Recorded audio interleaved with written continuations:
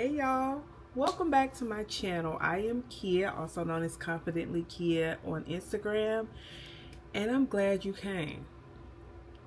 I'm happy you came. I'm grateful that you came. I have been gone for a couple weeks, and it's simply because of life. And I gave myself grace, but I'm back. If you're new here, thank you for clicking on my face.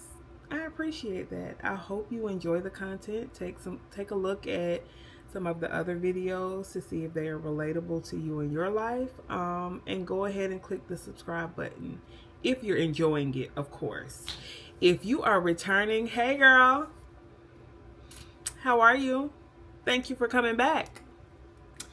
Today I really want to have a conversation around wellness and what that looks like when you get older, and then when life starts to happen, like after motherhood. And if I'm being honest, you don't even have to be a mother for the things to happen, and how your wellness journey evolves and changes over a period of time.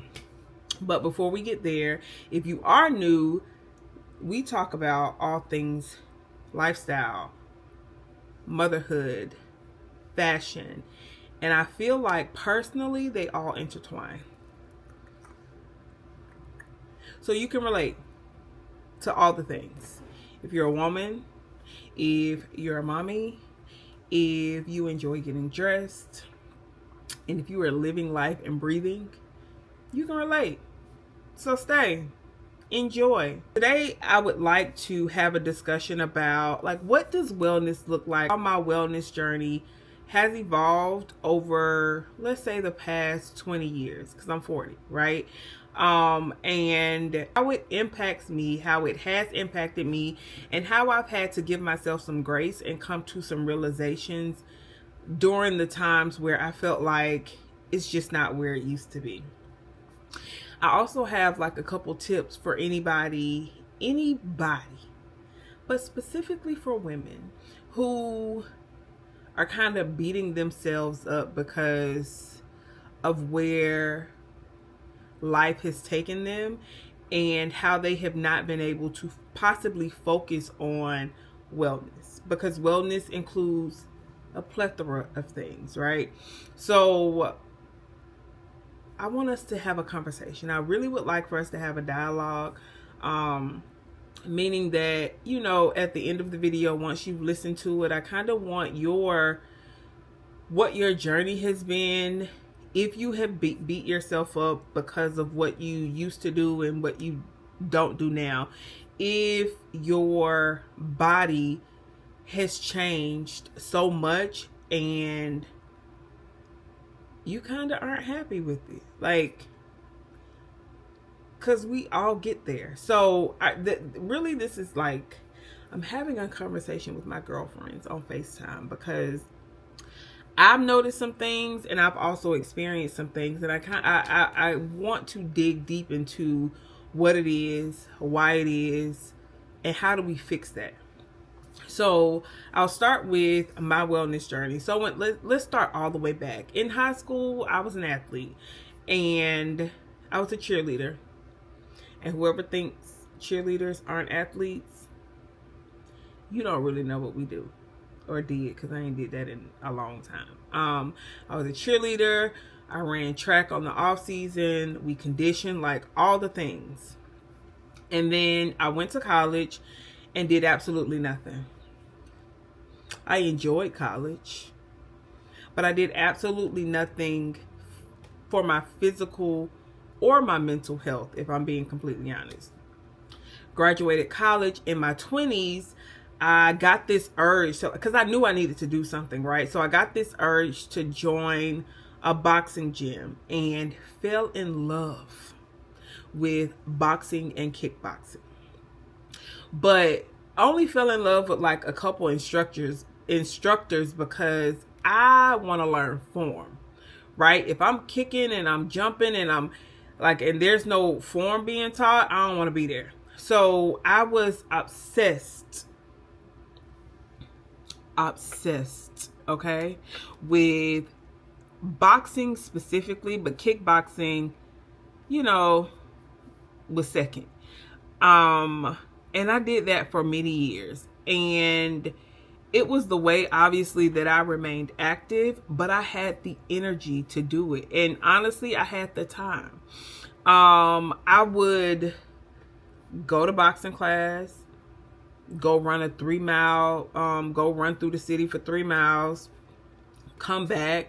And I did that probably 5 to 6 days a week because I had the time. Okay, I'd go to work at 5 something, get home by like 3:30, go to boxing at 4:30, go running after boxing, like all of this energy. And it's also because I didn't have a whole lot of responsibility, so I didn't have much else to do. Then my 30s hit. So my career started to change, requirements started to change. I had less time, but I still prioritized the things that I wanted to prioritize, right? So then I joined the gym.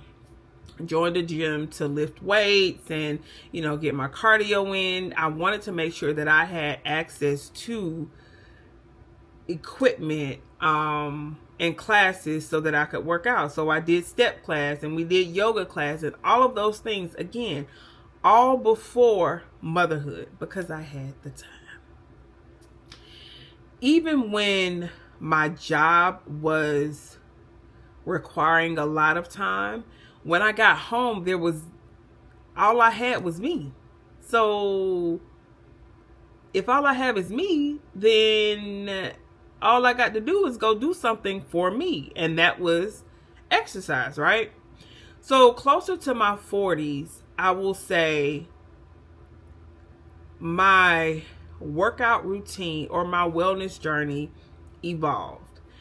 And especially after motherhood, I don't think enough people, and maybe they do and I just ain't seen it, talk about how much, first of all, how much your body changes after motherhood. A lot of people go through like body dysmorphia. I did. Sometimes I still do. And then the time it takes to get to somewhere to do something physical for your body, i.e., if you are working a full-time job, so let's say you're working a 9 to 5 and you have a kid. Your kid gets out of school at 2:30, 3 o'clock. If they're in aftercare, they can get out by 5 or 6. In order for you to go to work, to that full-time job, get off, go get that kid, prepare meals or whatever it is, it's time to go to bed. So at what time do I have in between that time, unless I'm waking up at the crack of dawn to do something physical for my body? This is specifically about the physical, right? To do something physical for my body. If I am not intentional about planning that, then it'll fall by the wayside. And what I've noticed is when I don't put it on the calendar, so I go to the gym I'm supposed to be there at 5, but I get there by 5:15, 5:30, and have been doing it for years. Now, I don't have necessarily the desire to do it, but I have the discipline. There's a difference. 9 times out of 10, I don't want to be there at 5:30 in the morning. But my body is so conditioned to getting up at 4:30, going to the gym. And even if I just go in there and do 2 to 3 exercises, I feel good. As opposed to me doing nothing for me. After motherhood, or when motherhood happens, your priority often becomes your child. And because my priority is my child, when he has baseball, if he has swimming, if there's birthday parties, all of those typically come first, unfortunately. before I even think about myself. And my fitness could easily get pushed out the window. However, because I know that it's important to take care of me, I make sure that my workouts and my wellness is put on the calendar so that I can maintain a schedule for me, right? I have been in a space where I'm not really enjoying what I'm doing right now. Like, I enjoy lifting weights. Like, I want to be strong as hell. It's really a goal. It's really a goal. But with all the things happening in life, I don't want to do it. Am I going to do it? Absolutely. Do I want to do it? I don't. But that's called discipline. I find it interesting, and I've seen this on social media, posted by men specifically, where they have said, you know, y'all ain't embarrassed about going to the gym, but y'all keep gaining weight. Now, did I take that personally? I did not. But the judgment is there. And I find it interesting for people not to understand that wellness for everybody is different. People go and work out or go to the gym and go for walks and go to yoga and go to Pilates for many different reasons. And you don't know what those reasons are.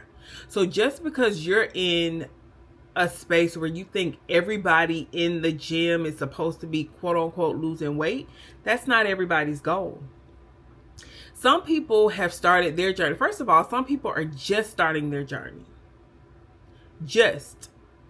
And are not clear about how to start, but they're showing up for themselves. So we give credit where credit is due, right? We don't place judgment on that. You have people that are starting their wellness journey when it comes to physical workouts, because they are either trying to prevent having to take medications, or they're trying to get off of the medications. Typically, it has nothing to do with weight. Nothing. Typically, if you're losing weight, then yeah, that'll help with that. But their focus is not necessarily on, oh my God, I gotta be a size 6. It's, oh my God, when I go back to the doctor, I want to make sure my numbers are right so that I don't have to take X, Y, and Z. But you wouldn't know that if you didn't know the person, right? So your judgment is unnecessary. Everybody doesn't want to be a size 6. That's not everybody's goal. Everybody's goal is not a flat tummy. Everybody's journey is not to be skinny. Remember that. Pass that down the line. That's not everybody's journey. Some people are working out for their mental health because they might lose their shit.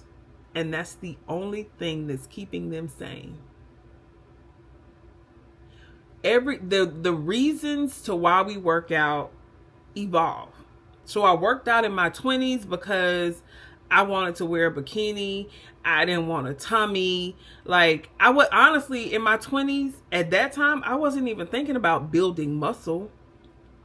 Understanding that that's critically important as well as I get older. I wasn't thinking about that.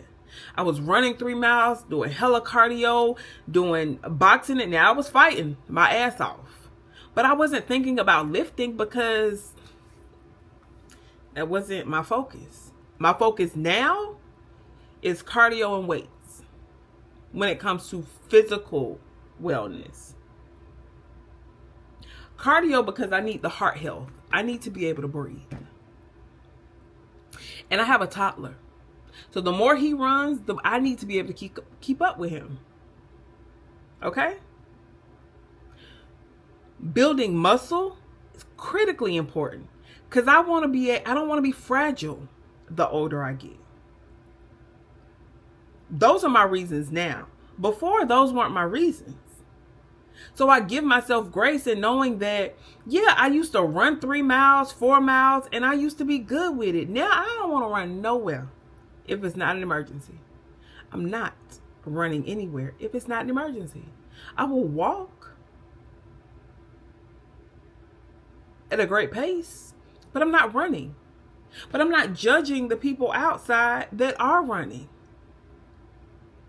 We're at a different space. We're at a different time. This is the timeline, and we're all on different timelines when it comes to our wellness journey. And we have to understand that when we see people out. When you see women out in their 30s, mid 30s and 40s, please know that they are 9 times out of 10 dealing with some shit that you cannot see. Perimenopause is a bitch. And if you've never experienced the effects of it, you wouldn't know what it's like, right? But know that when you see these women, know that they are pushing past things that you could probably not even imagine. And they're showing up for themselves and being intentional about showing up for themselves because they know it's important. And if they don't show up for themselves, who else gonna do it? Nobody else can work out for you. When you see people with muscle, when you see people that are able to run or walk miles and miles beyond, that takes dedication. That's something only you can do for you. Okay? So give yourself grace if you feel like what you used to do is something that has changed, right? You probably don't have you have not carved out the time. The workout program in your 40s is probably a little different than what it was in your 20s, and that's okay. Your goals in your 40s are completely different than what they were in your 20s. When I see the girls in the gym that are in their 20s and they're doing all the things, I'm like, I remember the day. It makes my heart smile to see the girls in their 20s on their wellness journey. Lifting weights, running, mobility, all of that. I'm doing it too, just a different way. One, because I ain't got that much time. Because I need to get home, pack lunch, get my child to wherever, get to work, somehow get food. Like all of those things I have to figure out. So I am super proud of the women, the young women that are in the gym, on their walks, on their runs, on their hikes, in groups, doing group workouts, HIIT work, all of that. Love to see it. But give yourself grace if you don't have the time to do that specifically. Okay? It's okay. But you need to do something. So I'm going to give you a couple tips, just a couple tips for you to think about. How you can weave physical activity into your daily routine or your weekly routine. And also, if physical activity is just not, like you literally have no time, and I know people that literally have 0 time, there's some other things for you to focus on so that when you get back to the physical activity, because you're going to have to get back to, you're going to have to figure this out. Okay? Because the most important person in your life should be you. But if right now you can't do the things, then there's some other things that you need to focus on. And I want to give a disclaimer. I'm not a trainer. I'm not a nutritionist, but I know some shit. Okay? Because I've been doing this for a minute. I'm not new to this. Okay? The first thing that the first thing that I know, and I know that we oftentimes don't understand why we start gaining weight after a certain age, why we can't lose weight after a certain age, or why we can't lose weight after a certain age. Proper nutrition is key to all things healthy. Proper nutrition. And it does not mean you have to eat quote unquote super healthy. It does mean you have to be intentional about the foods that you put in your mouth.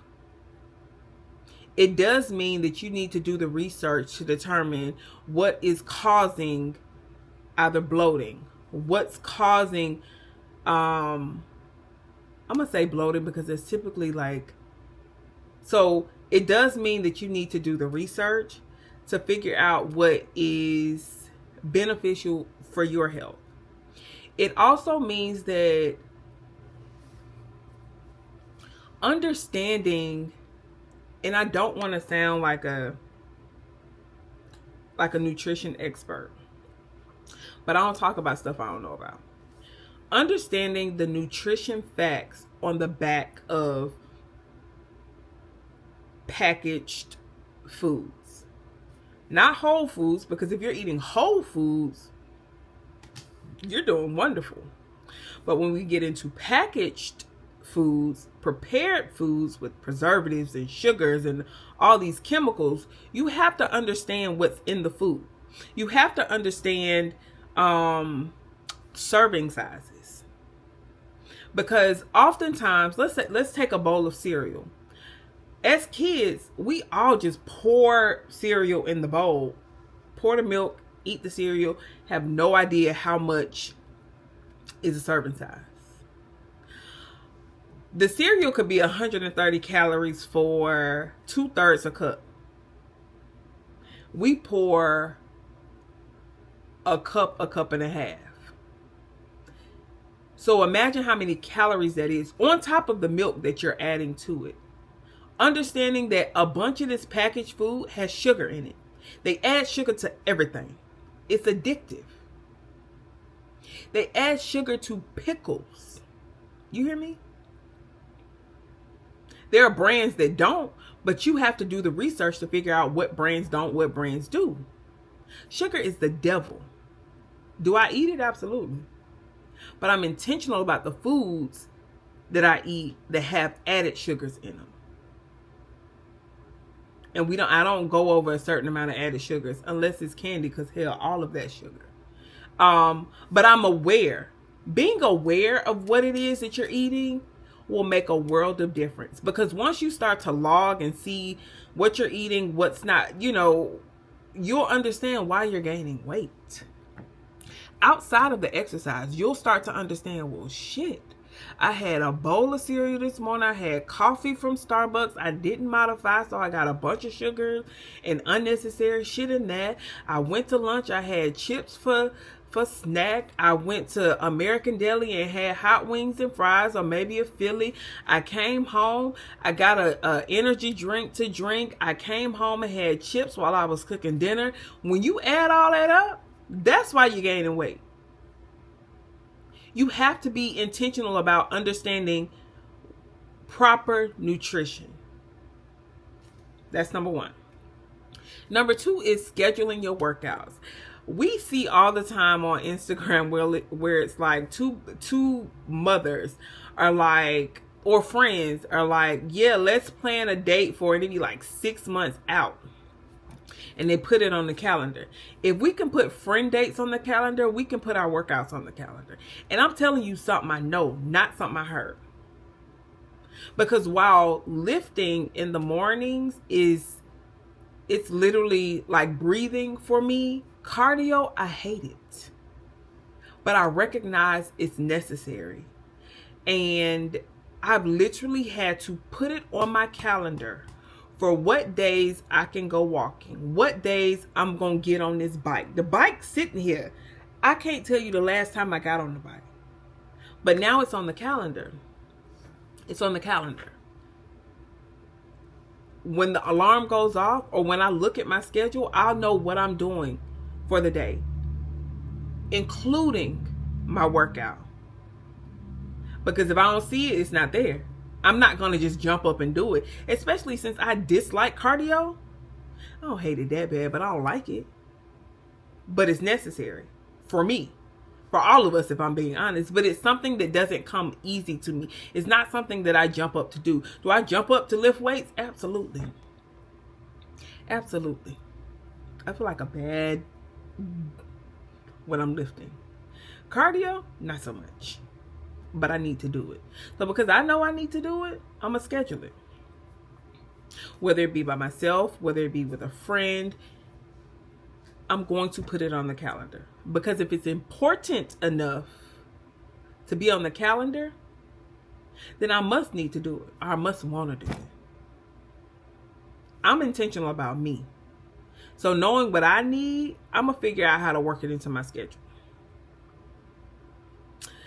The third thing is, I know a lot of people see people online. They see trainers online, people showing people how to work out. Stop trusting everybody. All these trainers are not certified. I've seen trainers have people do some crazy shit. And I'm like, so how is that helping them? You cannot be fooled by the muscle that you see on a man or a woman. Just because they got muscle don't mean they know what they're doing. Ask for the certifications. Having a trainer is phenomenal because it allows someone to teach you and train you how to do the things. How to properly lift weights so you don't hurt yourself.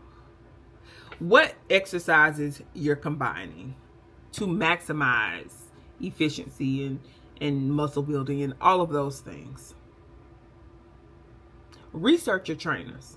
Stop looking on Instagram and just looking at whatever content they're posting. If you're just looking at the content and not listening to the content, some of these people, the stuff that they've said, I could tell you right now that they couldn't help my dog. They couldn't train my dog. These people are out here scamming y'all. And I see it in the gym. Everybody want to be a trainer. But everybody's not qualified. And so if you're going to invest in yourself to get a trainer, do the research. I have an amazing trainer. I thought I'd train with her right now. An amazing one.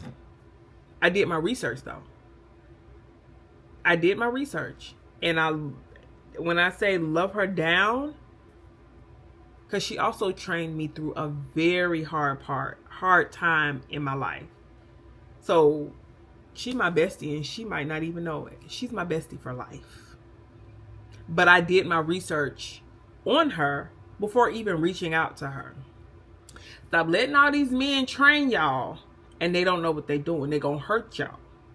And y'all are going to be embarrassed. I've seen, and also when you're looking for a trainer, look for someone who is paying attention to you.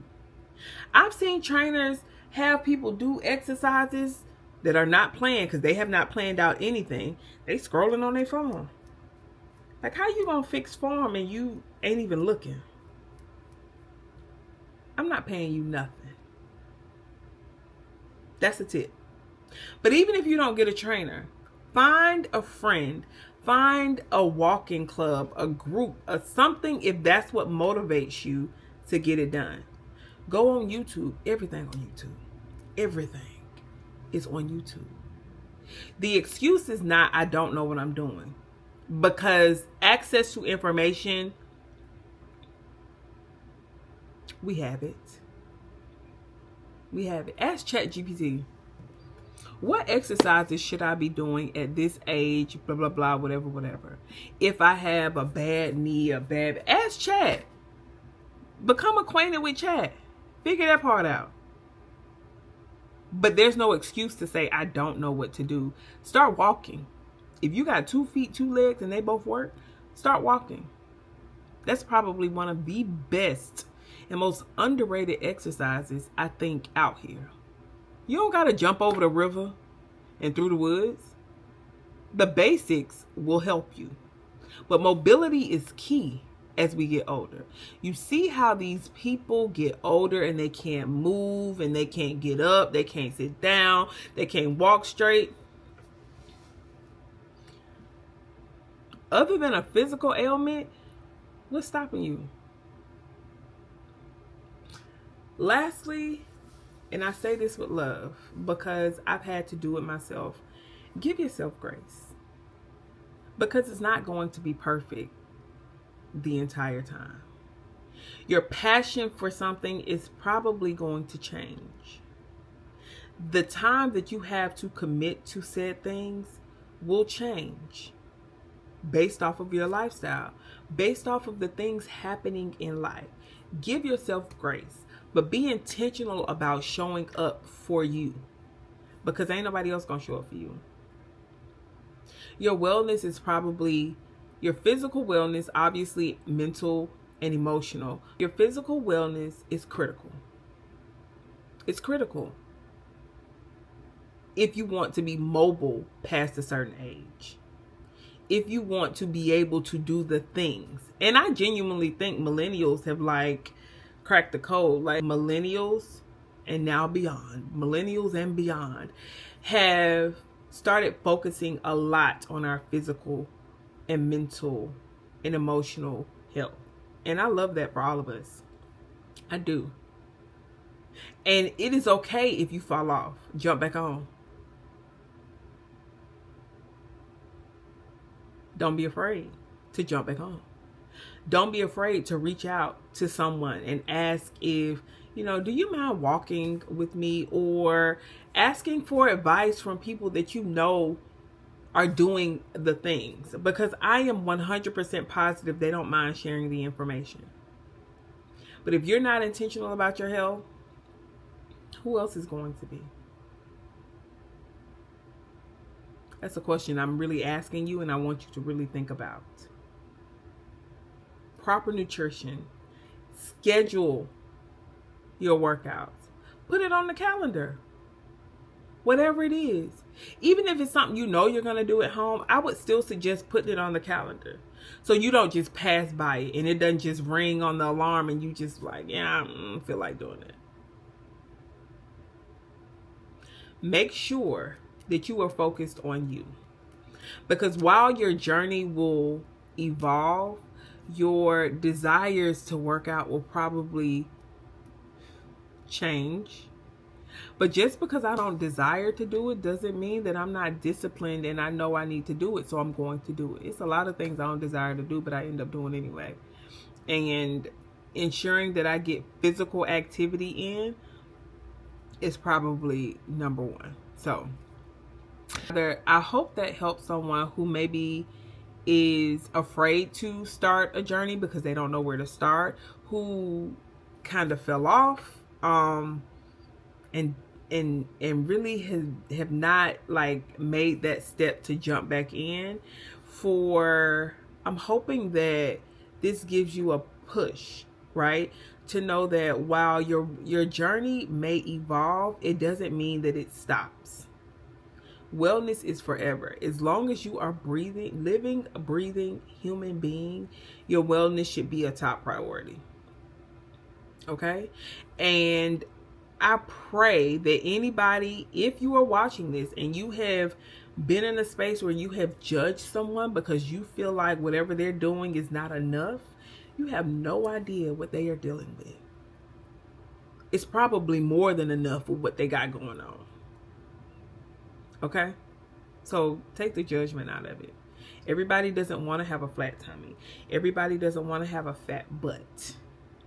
Everybody doesn't want to run 10K. Some people are literally just trying to maintain the basics in their mental. And that is absolutely okay.